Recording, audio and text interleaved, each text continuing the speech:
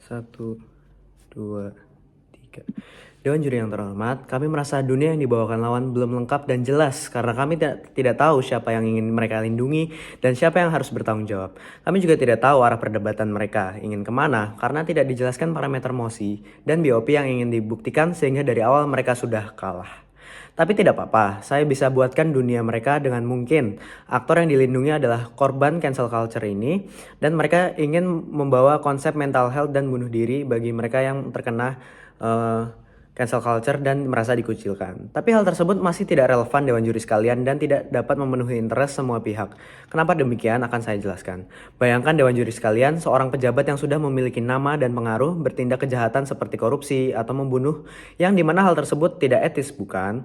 Tetapi ketika hal tersebut sampai ke media dan tidak ada respons yang signifikan daripada masyarakat, maka pejabat tersebut akan menormalisasi hal tersebut dan mudah dilupakan telah melakukan hal tersebut karena perasaan irasional masyarakat dan post-truth media sosial yang akan saya jelaskan nanti. Oleh mengapa parameter pada perdebatan kali ini adalah filosofis, di mana tim yang berhak memenangkan perdebatan adalah tim yang mampu membuktikan apa yang tindakan yang ditawarkan dapat terjustifikasi.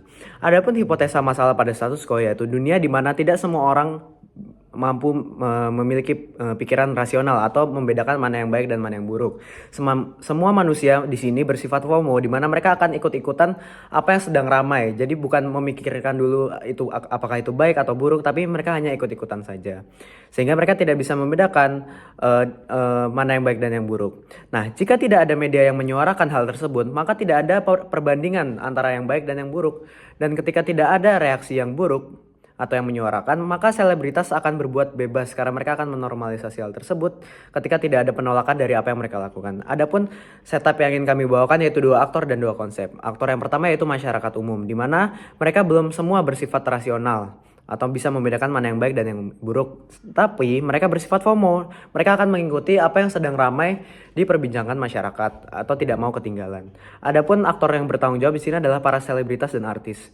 Mereka yang berbuat salah karena tidak memiliki rasa moral sebelumnya, mungkin tidak sengaja atau tidak tahu. Tapi hal tersebut juga tidak baik. Kenapa? Karena ketika melakukan sesuatu yang buruk dan tidak ada respon yang signifikan, maka para selebritas akan menganggap normal. Kenapa yang kami bawa di sini adalah selebritas, artis atau pejabat, bukan orang-orang normal yang mungkin bisa dikatakan lawan terkena cancel culture juga, karena apa yang mereka lakukan itu tidak akan diikuti oleh para pengikutnya atau yang mereka yang memiliki pengaruh besar untuk masyarakat.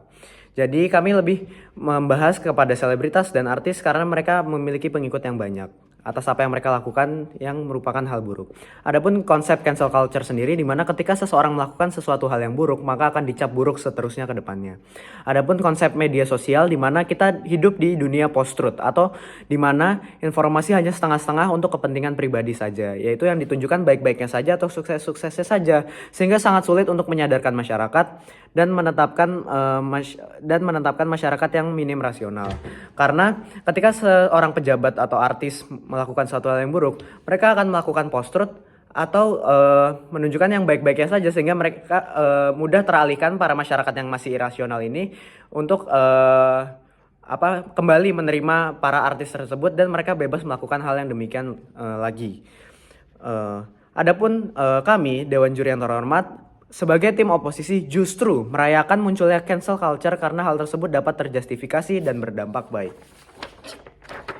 Disclaimer, kami tidak akan membahas aktor masyarakat yang sudah rasional atau bisa membedakan mana yang baik dan yang buruk, di mana dalam hal ini adalah negara maju dan jumlahnya itu lebih sedikit yang rasional ketimbang mereka yang irasional.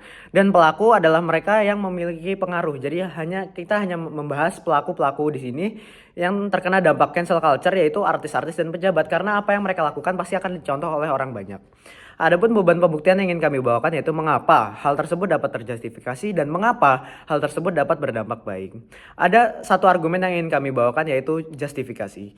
Masuk ke argumen saya satu-satunya yaitu Dewan Juri yang terhormat, cancel culture merupakan muncul bukan dari rasionalitas masyarakat, tetapi dari tren, di mana ketika artis melakukan hal atau pejabat melakukan hal buruk karena memang sebelumnya tidak tahu atau memang mereka tahu dan disengaja, itu sudah sepatutnya menjadi contoh yang buruk dan perbandingan yang buruk untuk masyarakat dan artis lainnya. Kenapa hal tersebut dapat lebih bermoral di sisi kami? Karena kami sadar lawan akan mengatakan bahwa manusia pasti berubah menuju ke arah yang lebih baik setiap harinya dan akan berusaha belajar dari kesalahan. Tetapi hal tersebut hanya dapat terjadi di sisi kami. Kenapa? Karena ada hal yang mereka refleksikan atau mereka bandingkan. Bagi para pelaku artis adalah respon dari para masyarakat ketika mereka melakukan hal yang buruk tersebut, dan bagi para artis lainnya untuk menjadi lebih baik adalah membandingkan dengan artis-artis yang melakukan kejahatan tersebut atau pejabat. Dan sudah menjadi pilihan dan tanggung jawab bagi para artis atau pejabat tersebut untuk melakukan hal tersebut, bukan untuk melakukan hal-hal buruk tersebut ketika dia sudah memiliki nama dan fame. Jadi ketika mereka sudah tahu mereka memiliki nama dan fame, harusnya mereka menjaga nama citra baik mereka sendiri. Bukan malahnya mereka melakukan semena-menanya karena tahu apa yang mereka lakukan itu hal buruk, tidak akan mendapat respon signifikan yang buruk juga. Sehingga mereka merasa itu adalah hal yang normal dan mereka bebas melakukan hal demikian ke depannya. Dan hal tersebut buruk kenapa? Karena jika artis saja menormalisasi itu dan dia memiliki banyak pengikut, maka para masyarakat juga akan mencontoh hal yang demikian juga gitu. Jadi hal tersebut tidak bermoral di sisi lawan. Sehingga untuk merefleksikan diri atau membandingkan diri untuk menjadi lebih baik akan lebih terpenuhi di sisi kami. Bayangkan dewan juri sekalian jika tidak membeli kasus kami. Tidak ada yang sadar jika ada yang sudah melakukan kesalahan. Mereka yang irasional atau masyarakat yang tidak bisa membedakan baik atau buruk akan mencontoh perilaku artis tersebut, dan hal tersebut buruk bukan? Mereka akan mengulangi hal yang sama, yaitu para artis dan pejabatnya, karena karakter yang kami bawakan bahwa manusia bersifat fear of missing out atau takut ketinggalan dengan yang lainnya, dan mereka mudah cepat lupa dengan media post-truth atau setengah-setengah.